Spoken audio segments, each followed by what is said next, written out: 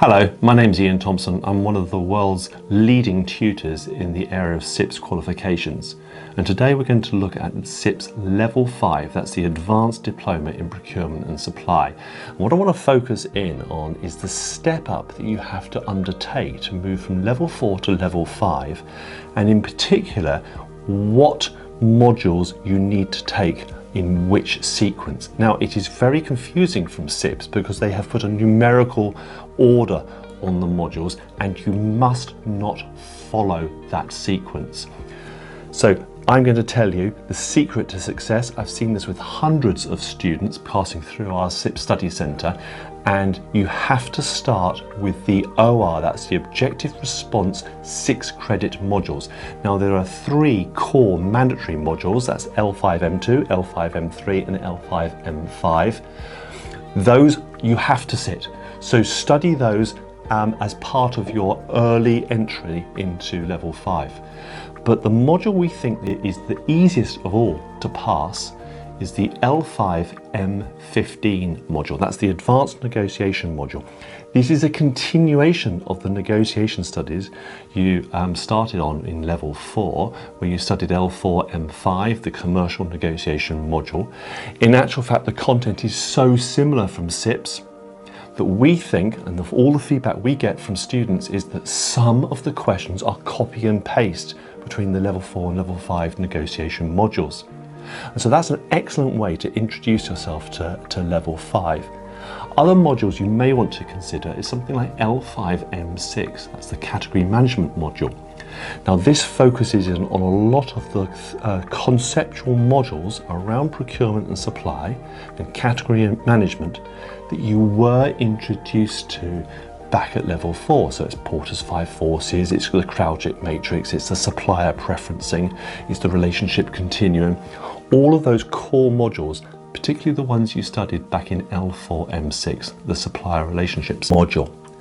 So having then conquered 6 of the OR modules, those 6 credit modules, we recommend you move to the CR modules towards the end of your Level 5 studies. Now there are 2 CR modules, they both carry 12 credits, both are core mandatory modules you have to study, but you should leave these to the end.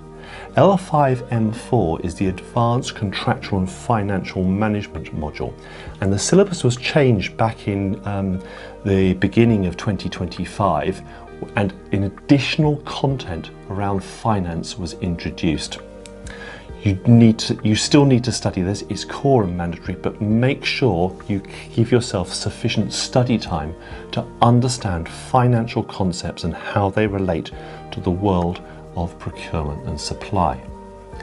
So my recommendation for your last module on Level 5 is the L5M1 module. That's the Managing Teams and Individuals module. Notice that's why we mustn't follow the numerical sequencing of the modules. This is the hardest exam to pass at Level 5, and the proof on that is borne out with the statistics, exam series after exam series for the last 6+ years. My recommendation is you leave this module to the end. It focuses a lot on management theory.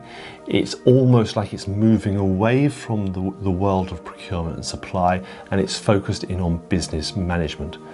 And you have to make sure that you understand your management concepts and your management theories, and you're able to regurgitate them in your exams. So, by brief summary, start with the 6 credit OR modules.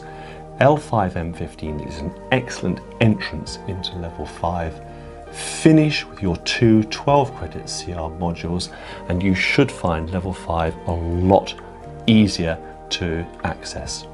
So from us to you, we wish you the very best for your exams across Level 5. Good luck with them, and if you need any additional support, please do reach out, like and subscribe to our channel, and we look forward to hearing from you.